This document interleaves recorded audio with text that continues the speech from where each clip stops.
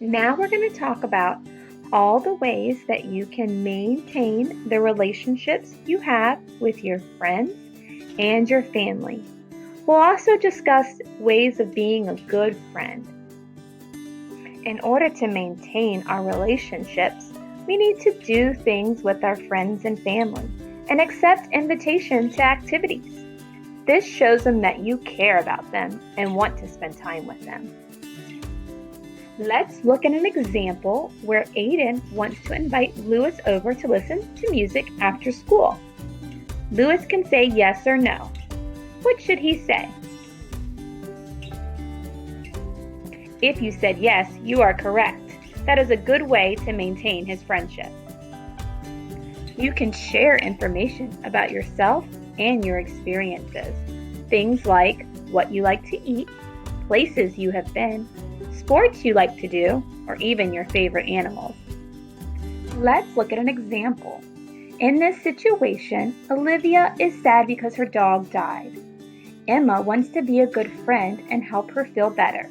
She can either tell Olivia to stop crying about her dog, or Emma can tell her about the time that her cat died and how it made her feel.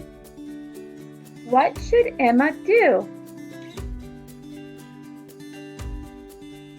If you said, tell her about the time that her cat died and how it made Emma feel, you are correct. This would make Olivia feel better because Emma is sharing her experiences with her.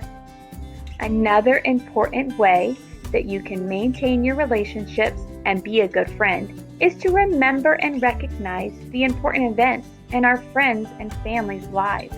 This can be things such as birthdays, anniversaries, a recital, or a big game. In this example, tomorrow is Audrey's birthday. What should Muhammad do if he wants to be a good friend? One idea is he could say, "Happy birthday, Audrey," and give her a present. Another way you can maintain your relationships with your friends and family is to celebrate their successes and accomplishments. This can be things such as getting an award for being on AB Honor Roll, winning a big game, or even doing really well at a recital.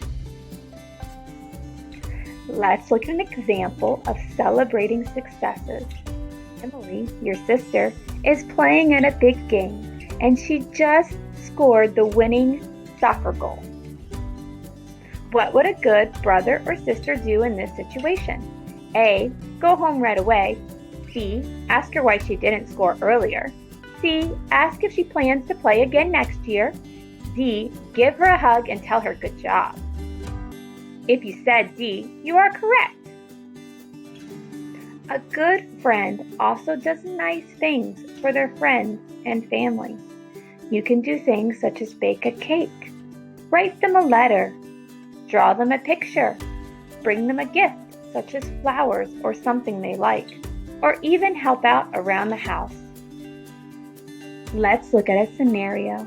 Jaden's grandfather is sad because one of his friends is sick. What could Jaden do to make his grandfather feel better? Paint him a picture, bring him some flowers, bring him something he likes to eat, or just hold his hand and listen to him.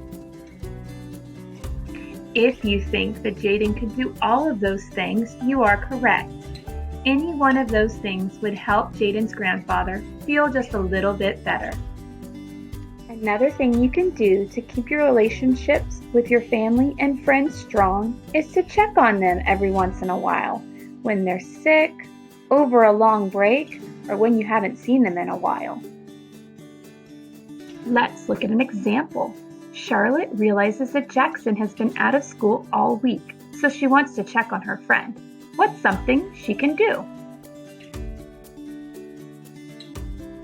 She could call him to check in to see that he's okay. This would let Jackson know she cares about him. Let's review what we've learned about connecting with others. First, we learned who we can connect with and where. We learned how to connect, and finally, how to keep those connections going. Thank you for watching. Remember, it's the connections we make with other people that help improve our lives.